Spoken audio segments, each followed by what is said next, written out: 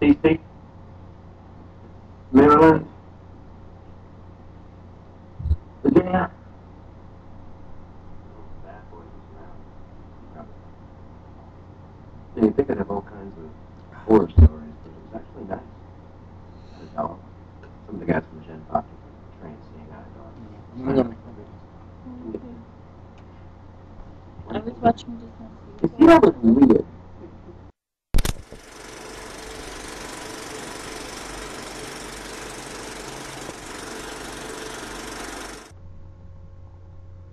Alright guys, so for my video today, I'm just going to tell you why it is that I'm not making a fucking video. Alright? First of all, as you can see, we're cat sitting. This cat's not too terrible as cats go. He seems to like me, which means I'm biologically incapable of not liking him. That's why we're friends.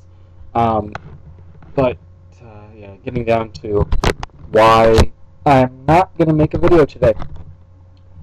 I worked today, still in my work clothes at, 9:30,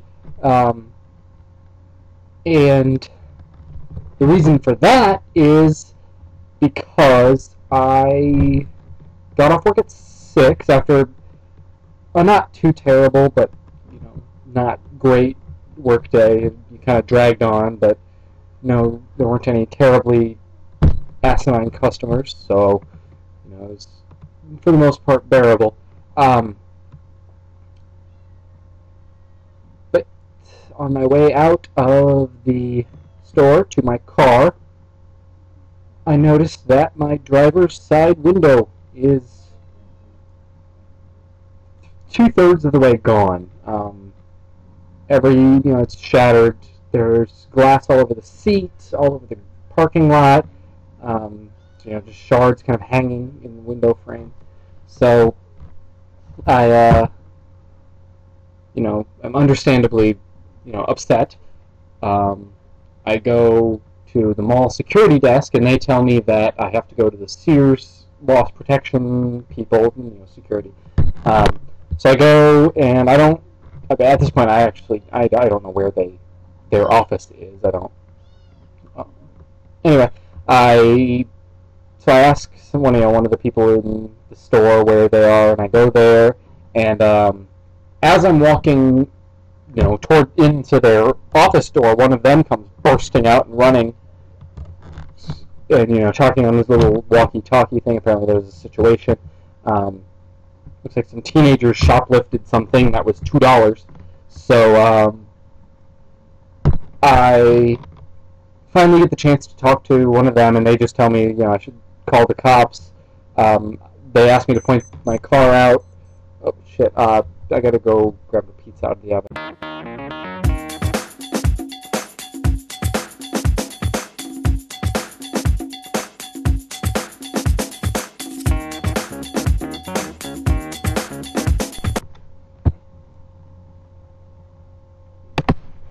Sorry about that, guys. Anyway, oh shit, where was I? Okay, so I talked to the, security guys, and they say, call the police. I point out my car on the parking lot security cam, and it's like if this screen is the screen that I'm looking at for the security camera, my car is probably about the size of my eye in the picture, and I can't even honestly be certain that I pointed out my car. It just, it looked most like mine in the parking lot. And they say just call the police and file a report, and we'll check the video tomorrow because they have to deal with this stupid goddamn shoplifting thing. So I call the police, and they say they'll send someone out. So I sit there and I wait for an hour and a half when a cop car pulls up. And I go to the cop and I say, "Hi, are you here for the call about the broken car window?" He said, "No." And he just walked away. And he was, very obviously there to take care of his shoplifters.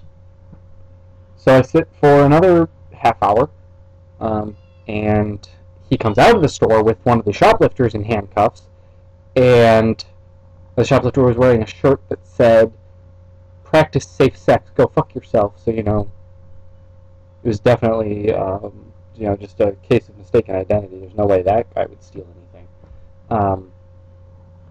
So he takes him to the car, he's sitting in the car, and then a police van pulls up with 2 more police officers. So at this point there are 3 police officers within 20 feet of me, none of whom address me, even though the one knows that I am the one for the broken window. And they all 3 then proceed to leave. And even after one of the security guys talked to one of them and asked him about it, and they said, "Well, we have to go do some other things." Okay.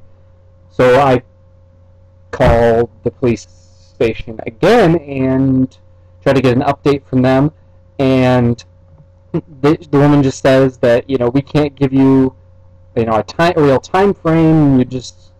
If you want, you can go home and call us from home, and we can send somebody out there to meet you. So I was like, okay, fine. I've been standing in the parking lot for 2 hours. I need to get out of here.